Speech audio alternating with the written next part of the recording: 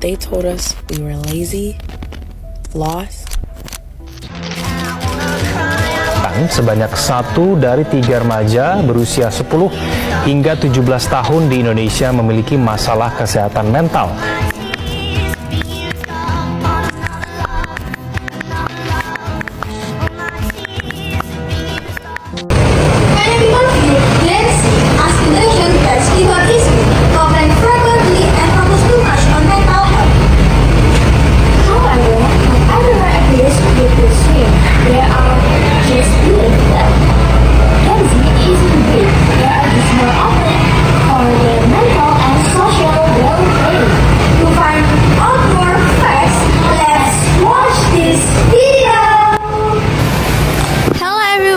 Welcome your perspective. So today we're going to talk about a very interesting topic about many of the Gen Z are weak, have mental issues, and too many complaining. To explore this topic, I'm here with our guest Winnie. Hi Winnie, could you introducing yourself first? Okay, hello everyone. My name is Winnie Putri and I'm from grade 10 and I'm so happy to be here and to share my opinion. Okay, for question number 1. So, Winnie, do you agree that Gen Z tends to be weaker compared to older generation? Well, honestly, I don't agree because Gen Z face new types of pressure like technology, social expectations, and then academic stress. But we might show our emotions more, but that doesn't mean we're weaker. We just deal with challenges differently. Okay, next number 2. Do you think social media plays a big role in interesting mental health issues among Gen Z? Yes, definitely. Because social media can create unrealistic standards that make us compare ourselves with others. For an example, as teenage girls, we usually scroll on TikTok and we see social media girls and we think that they're so pretty and that makes us so insecure. So that means that because of that insecure, we feel like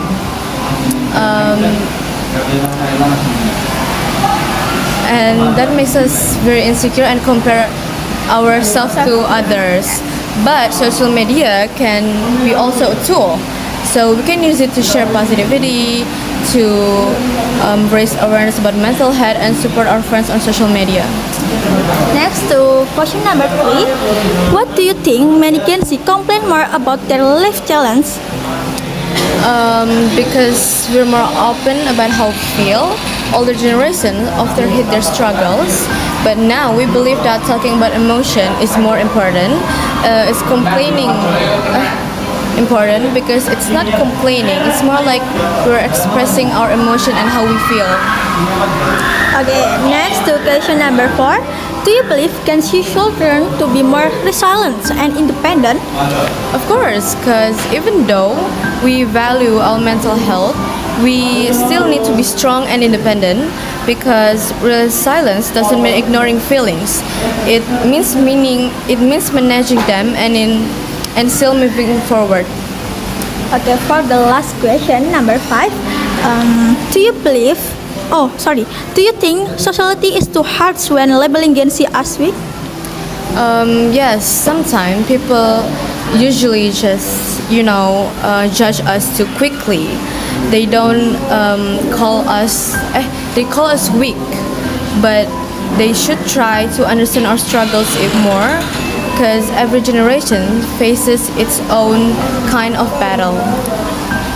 Okay, thank you so much, Winnie, for your thoughts. You give us a new way to see Gen Z, not a weak, but as emotionally aware. Okay, that's all for our discussion. And next to Inta. Second guest is Kak Naifa. So please introduce yourself to the viewers. Okay, hello everyone. My name is Naifa Kurnia Dewi from class 12-5. And today we're gonna talk about the same topic. There is many of the Gen Z are weak, have mental issues, and too many complaining. And for now, I'm going to read the question.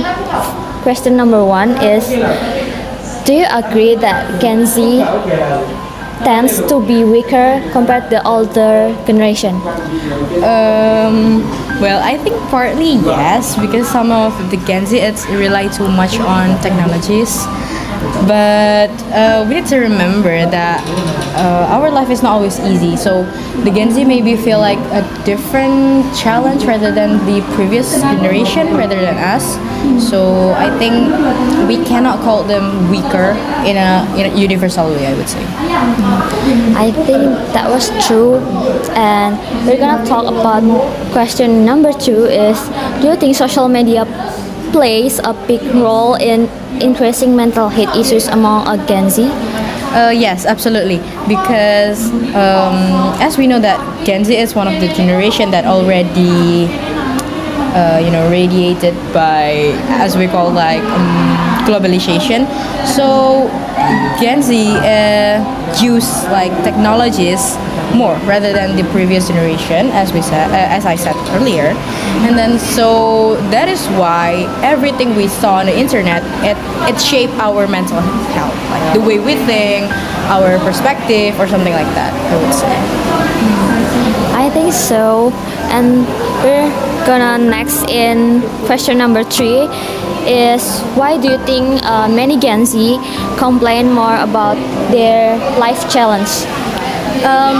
Because I think it is one of the reasons why people call us weaker, because we happen to be, in this generation we can get everything instantly. So when there is something change or there's like a new challenge, then maybe we tend to complain more rather than our ancestors or stuff like that. So that is why I think Gen Z just like they has like some habit, as we call, going on the internet using some AI and stuff like that. We want everything to be instant, so yeah, that is why. And next question is, do you believe that Gen Z should learn to be more resilient and independent?